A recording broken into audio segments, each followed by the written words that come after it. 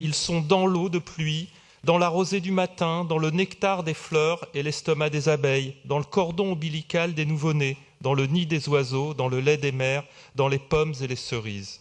Les pesticides sont une tragédie pour la santé. Ils provoquent des cancers, des maladies de Parkinson, des troubles psychomoteurs chez les enfants, des infertilités, des malformations à la naissance. L'exposition aux pesticides est sous-estimée par un système devenu fou qui a choisi la fuite en avant. Quand un pesticide est interdit, 10 autres prennent sa place. Il y en a des milliers.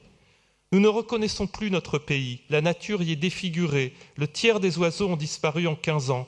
La moitié des papillons en 20 ans. Les abeilles et les pollinisateurs meurent par milliards. Les grenouilles et les sauterelles semblent comme évanouies. Les fleurs sauvages deviennent rares. Ce monde qui s'efface est le nôtre. Et chaque couleur qui succombe, chaque lumière qui s'éteint, est une douleur définitive. Rendez-nous nos coquelicots, rendez-nous la beauté du monde. Non, nous ne voulons plus, à aucun prix. Nous exigeons protection, nous exigeons de nos gouvernements l'interdiction de tous les pesticides de synthèse en France. Assez de discours, des actes. Je viens de vous donner lecture de l'appel des coquelicots que je vous propose que notre Assemblée adopte. Je vous remercie.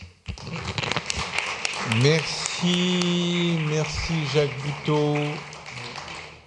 Alors je donne la parole à Pénélope Comitès, qui était prête à la prendre, et qui va en profiter pour proposer le vœu 75 bis, c'est ça ?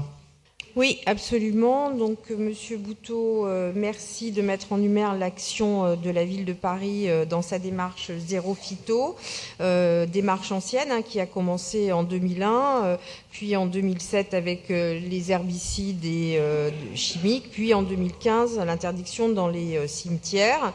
Donc, le plan biodiversité propose dans son action 22 que nous accompagnons la gestion écologique des espaces verts. C'est ce que nous faisons notamment avec l'initiative Zéro Pesticide ou les distributions de larves de coccinelles. Nous avons engagé il y a quelques mois une collaboration avec l'association Nous Voulons des Coquelicots en vue de la sensibilisation pour l'arrêt de l'utilisation des pesticides.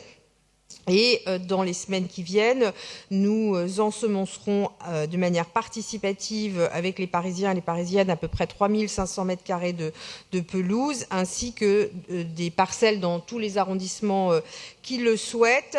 Et donc, c'est la raison pour laquelle nous vous proposons un vœu de l'exécutif pour vous rappeler cette mobilisation partagée, pour que nous poursuivions notre soutien à l'appel des coquelicots dans sa campagne de sensibilisation à l'arrêt de l'utilisation des pesticides sur son territoire. Donc le vœu a été remis. Donc voilà, Monsieur Boutot. Alors, Jacques Boutot, est-ce que vous acceptez cette fois-ci de retirer votre vœu 75 et de vous associer dans un esprit consensuel et de concorde de notre Assemblée? Je retire le vœu pour que nous puissions tous ensemble voter le vœu de l'exécutif qui porte le même engagement de la ville de Paris à soutenir l'appel des coquelicots. Très bien. Tous ensemble. Votons donc le vœu 75 bis. Qui est pour ?